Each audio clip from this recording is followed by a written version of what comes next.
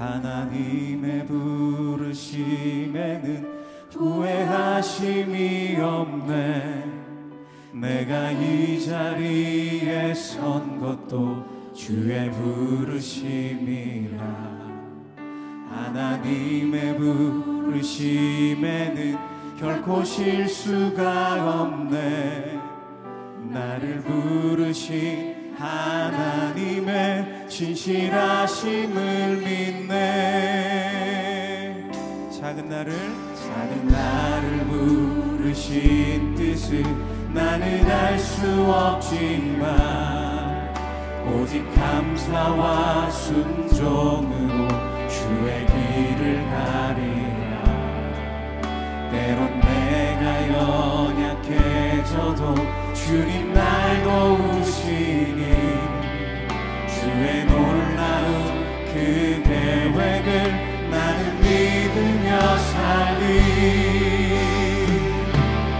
날 부르신 뜻 내 생각보다 크고 날 향한 계획 나의 지혜로 증량 못하나. 가장 좋은 길로 가장 완전한 길로 오늘도 날 이끄십니다.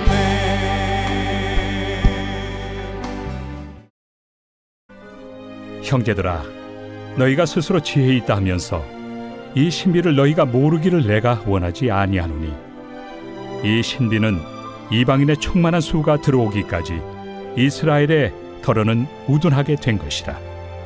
그리하여 온 이스라엘이 구원을 받으리라. 기록된 바 구원자가 시온에서 오사 야곱에게서 경건하지 않은 것을 돌이키시겠고 내가 그들의 죄를 없이 할 때 그들에게 이루어질 내 언약이 이것이라 함과 같으니라. 복음으로 하면 그들이 너희로 말미암아 원수된 자요 택하심으로 하면 조상들로 말미암아 사랑을 입은 자라. 하나님의 은사와 부르심에는 후회하심이 없느니라. 너희가 전에는 하나님께 순종하지 아니하더니 이스라엘이 순종하지 아니하므로 이제 긍휼을 입었는지라. 이와 같이 이 사람들이 순종하지 아니하니 이는 너희에게 베푸시는 긍휼로 이제 그들도 긍휼을 얻게 하려 하심이라.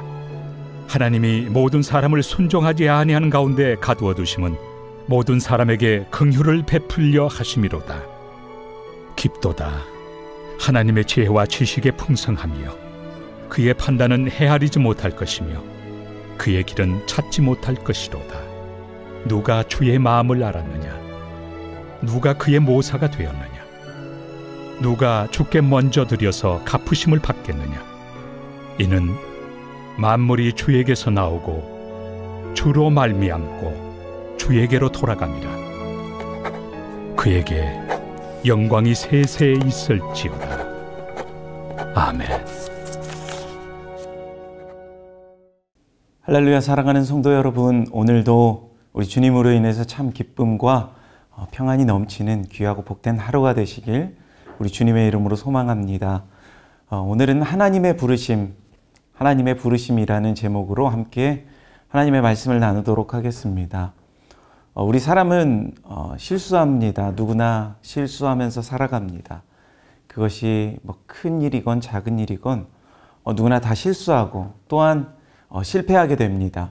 그리고 잘못된 결정으로 인해서 후회하는 사람들을 많이 보게 됩니다.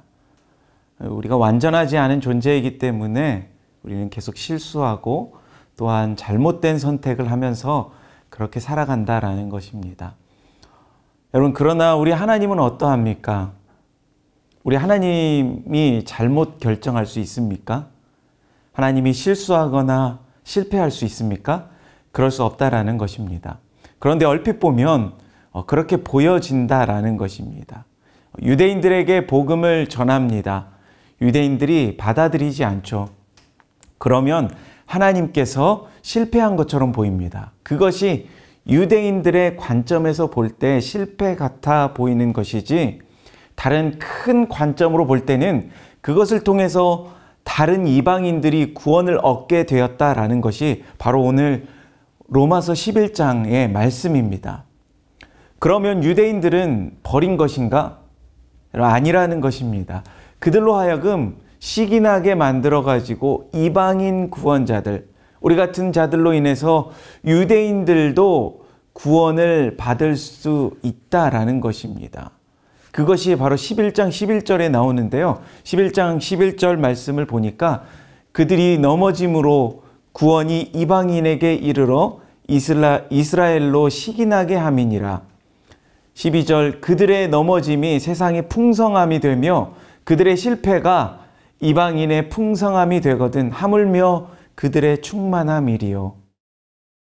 우리도 마찬가지입니다. 우리의 관점에서 볼 때 실패고 또 어렵고 위축된다라고 그러고 세상이 다 망할 것처럼 이야기하는데 큰 관점에서 보면 다른 쪽에서는 생명의 역사가 일어나는 것입니다. 그리고 하나님의 주권에서 볼 때는 결코 실패가 아니다라는 것입니다. 그것을 통해서 하나님께서 하시는 일은 다 이루고 계신다라는 것입니다. 이것을 우리에게 적용한다라고 그러면 먼저 믿은 사람이 있습니다. 하나님께서 맡겨주신 것이 있는데 그 맡겨주신 것 안 하고 빈둥빈둥 거립니다. 그러면 하나님께서 그냥 내버려 두시죠. 그리고 어떻게 하십니까? 다른 사람을 통해서 다른 방법으로 또 헌신하게 만드십니다. 다른 사람에게 기회를 주시는 것입니다. 자기가 해야 될 일인데 다른 사람이 더 크게 쓰임받게 됩니다. 그러면 어떤 생각이 들죠? 화가 나고 또 열받죠. 그러면 그것 때문에 다시 돌아와서 더 열심히 섬기게 되는 것입니다. 결국은 전체가 다 유익이 되는 것입니다. 하나님께서 일부러 그렇게 하실까요? 그렇게 말할 수 없다라는 것입니다. 자기들이 일부러 불순종하는 것을 하나님께서는 포기하지 않으시고 버리지 않으시고 그것을 또한 활용하신다라는 것입니다. 그러므로 자기 자신에게 있어서는 하나님께서 사명 주신 것에 대해서 열심히 섬기는 것이고 또 우리 주변에 헌신하며 충성하는 그러한 사람이 없다라고 그렇게 말하면서 절망할 필요도 없다라는 것입니다. 마치 엘리야처럼 나만 남았다라고 그렇게 할 필요가 없다라는 것입니다. 하나님께서는 다른 사람을 통해서도 충분히 어떤 일도 이룰 수 있다라는 것입니다. 이것이 오늘 본문 11장에서 우리에게 보여주는 그러한 관점, 그러한 시각이다라는 것입니다. 그래서 오늘 핵심은 무엇이냐? 바로 29절 말씀입니다. 하나님의 은사와 부르심에는 후회하심이 없느니라.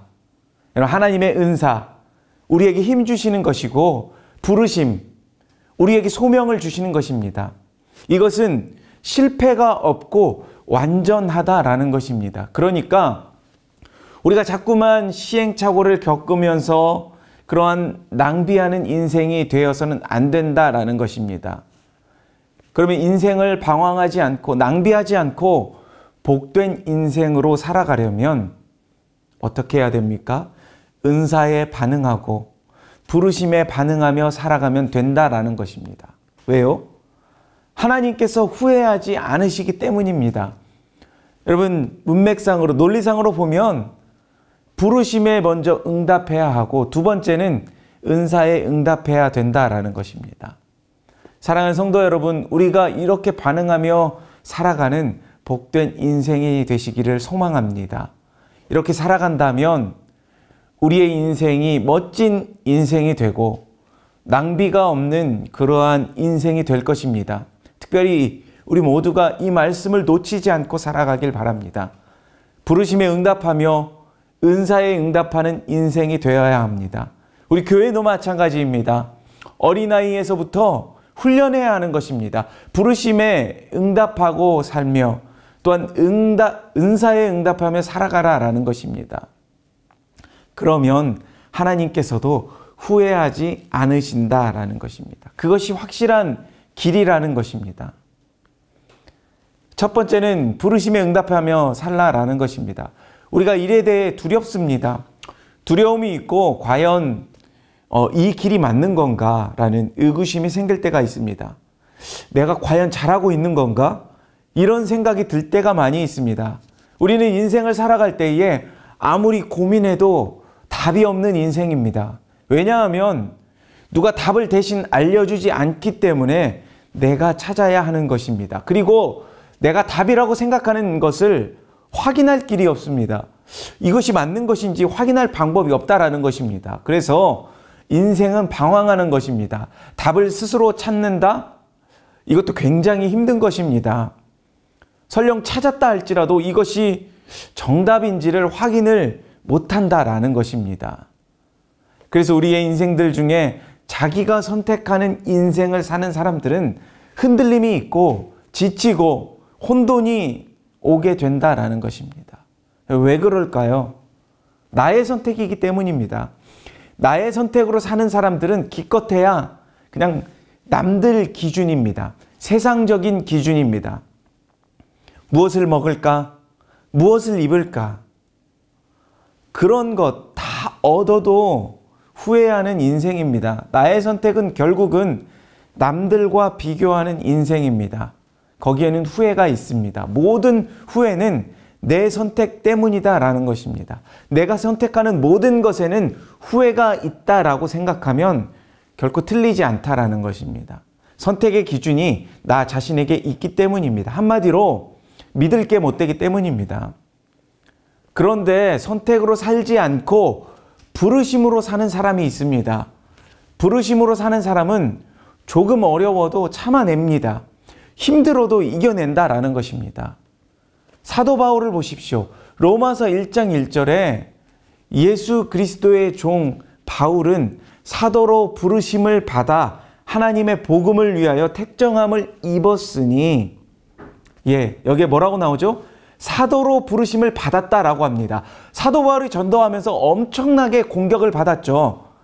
뭐 사도가 아니라느니, 뭐 저런 게 다 있느냐니, 저기 우리 핍박하던 사람 아니냐, 거절해야 한다라고 수많은 공격에 시달렸습니다. 그러면 이러한 상황에 웬만하면 흔들릴 만한데 결코 흔들리지 않습니다. 왜 그럴까요? 이게 내 선택이었으면 그래, 더럽고 치사해서 안 한다. 내 선택이면 힘들어서 안 한다 라고 말합니다. 그런데 이것이 부르심이거든요. 주님의 부르심으로 온 사람은 어떠한 난관이 오더라도 이겨냅니다. 하나님이 날 택하신 그 부르심이라는 것을 들었는데 어떻게 안 할 수가 있습니까? 그러니까 흔들림 없이 간다라는 것입니다. 부르심이 있을 때에는 결코 흔들림이 없다라는 것입니다. 사랑하는 성도 여러분, 우리가 이제 여름 선교를 가게 됩니다. 여러 가지 어려움이 있음에도 불구하고 환경에 관계없이 꾸준하게 이렇게 선교하는 이유가 무엇입니까? 여러분, 선교에 대한 하나님의 부르심이라고 믿기 때문이지, 여건이 되면 하고 뭐 안 하면 안 하고 이러면 맨날 흔들린다라는 것입니다. 우리가 드리는 예배도 마찬가지입니다.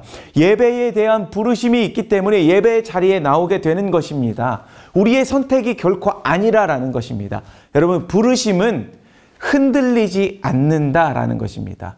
그러므로 사랑하는 성도 여러분, 우리의 삶의 주요 목표를 부르심으로 해야 한다라는 것입니다. 예배의 부르심, 선교의 부르심, 기도의 부르심, 섬김의 부르심.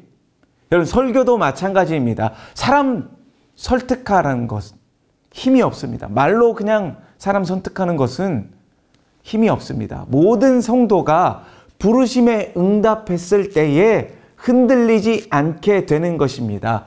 그러므로 인생은 부르심이다라는 것을 붙들어야 합니다. 인생은 결코 경쟁이 아닙니다. 남들보다 낮게 시작해도 부르심에 응답하면 승리하는 것이고, 불리하게 시작해도 부르심에 응답하면 결국은 승리하는 인생이 된다라는 것입니다. 인생은 부르심입니다. 내 관점에서 볼 때는 그것이 순종이고, 하나님의 관점에서는 시작과 완성입니다. 하나님께서 시작하시고 하나님께서 완성하시는 것입니다. 그것이 바로 부르심이라는 것입니다. 바라기는 우리의 모든 인생, 모든 순간을 하나님의 부르심에 응답하는 그러한 승리하는 삶을 살아가시는 우리 모두가 되시기를 주님의 이름으로 소망합니다. 두 번째는 은사에 응답하는 인생이다라는 것입니다. 은사는 우리에게 힘을 주시는 것입니다. 여러분, 이런 생각을 해봤습니다. 하나님께서 우리에게 힘을 주시는데 이 힘을 그냥 내 안에 차곡차곡 저장해 놨다가 필요할 때만 이렇게 꺼내서 쓰면 어떨까라는 그러한 생각을 해봤습니다. 마치 우리가 가지고 있는 돈과 비슷합니다. 언제든지 꺼내서 필요할 때 쓸 수 있습니다. 그래서 많은 사람들이 이 돈과 같은 힘을 좋아합니다. 내 안에 저장을 해놓고 필요하면 꺼내서 쓰는 것. 그래서 자꾸만 우리는 하나님 앞에 간구합니다. 하나님, 저에게 이러한 힘을 주십시오. 여러분, 그런데 그것이 아니라는 것입니다. 나의 약함은 그대로 있고 하나님께서 나의 힘이 되어 주신다라는 것입니다. 우리가 잘 아는 찬양 중에 나의 힘이 되신 여호와여, 내가 주님을 사랑합니다. 이렇게 고백하는 것을 볼 수 있습니다.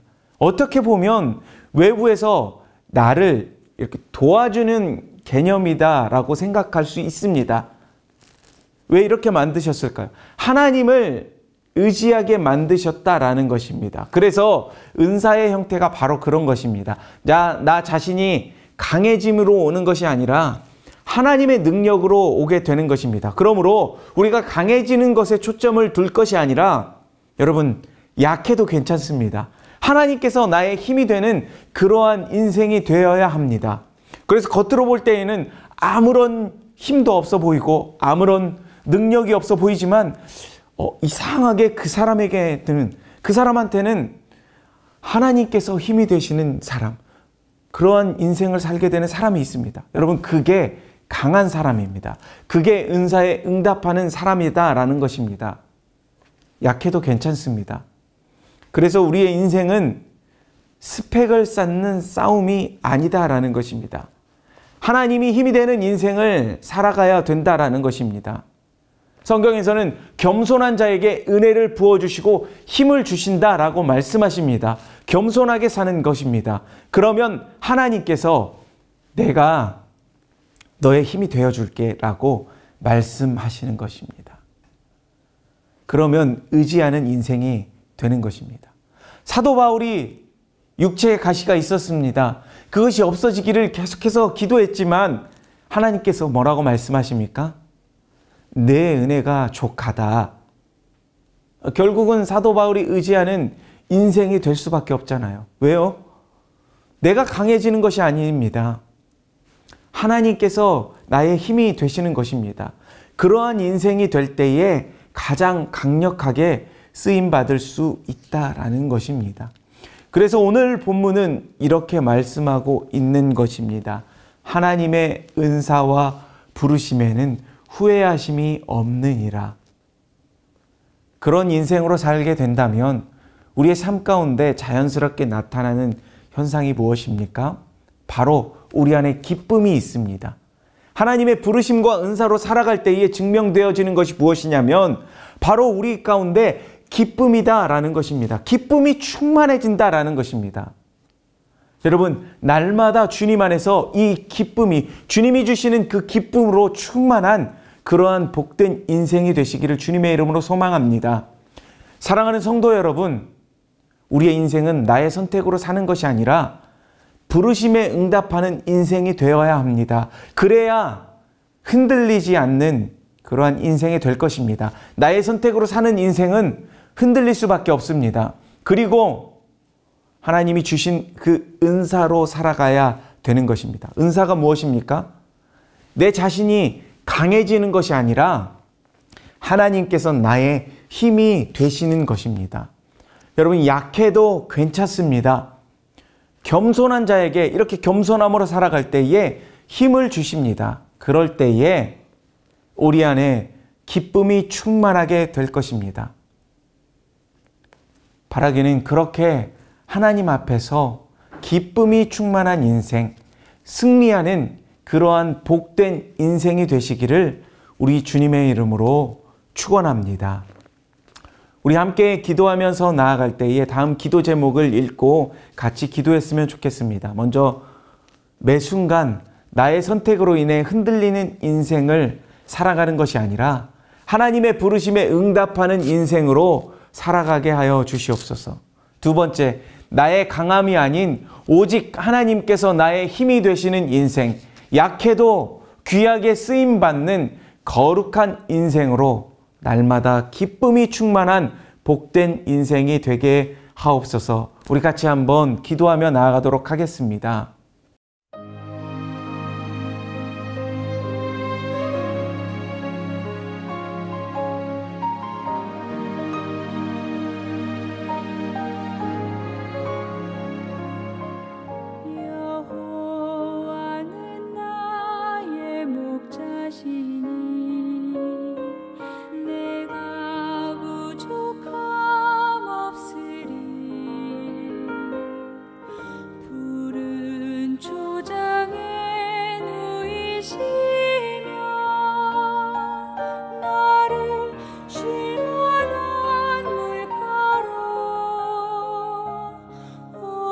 주께서